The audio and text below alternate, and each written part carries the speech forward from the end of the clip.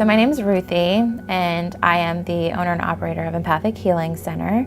I'm the intuitive healer. My point of empathic healing is to help my clients with any and all of their emotional distresses that they may be going through. From an early age, I knew I could see auras and sense other people's emotions and energies and feelings. And it wasn't until my early 20s that I really decided to dig into it, educate myself about it, and really start shaping it into, okay, what am I supposed to do with my life if I'm feeling all these ways? When I got out of high school, I started working at this local community place called Ashcraft, and it's for people with severe disabilities. And they don't work out, some of them work out in the community, but a lot of them work in the workshop. And so it's just different companies will have them do jobs and make a certain amount of money for themselves. And so I worked there, where I worked with adults. It was actually funny because I was 18 when I started there, and all of the clients there were 21 and older. And so I was like this supervisor over, people that were older than me, but a lot of them, they had severe disabilities, and so it wasn't, the age didn't really matter. But that's where I got my first real love and passion for people in general. I love working with people with disabilities. That's something I miss, and I think about all of them all the time, but yeah, that's where I first started.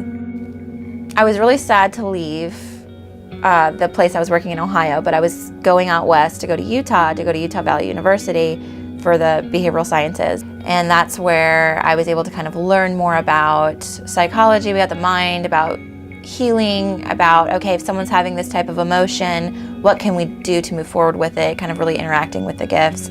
I wasn't sure how auras related to it yet, but I was at least exploring the route of understanding emotional disturbances or behaviors or mental illness in a way that I could pinpoint, okay, what type of emotion are they having and where is it existing, and then how do we get it out and move it forward. With that, I first started doing it with people with special needs and disabilities. That's kind of where behavioral sciences took me at first.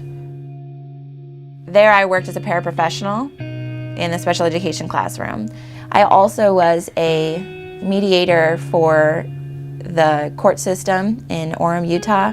And then I also was a mediator for a high school that I worked at, where I would work with troubled teens and their parents. And then it was my internship in my master's program, where working with severe mental illnesses. So it's the severe persistent mentally ill is what I work with, the SPMI population.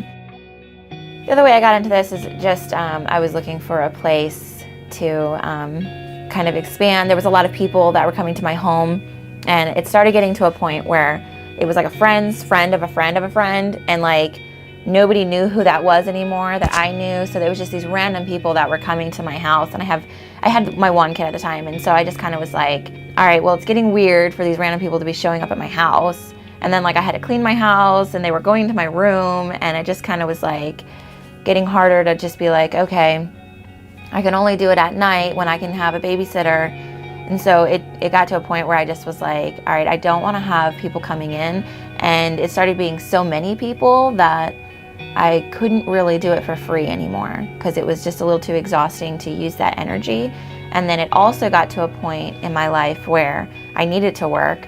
And so I needed to also make an income so I could, for my kids and me, to be able to kind of have a place. So I just need the idea to move forward with the business was the most obvious choice to do. Sitting here and being in a room with somebody with closed doors, being so raw, so open, so genuine, and 100% non-judgmental.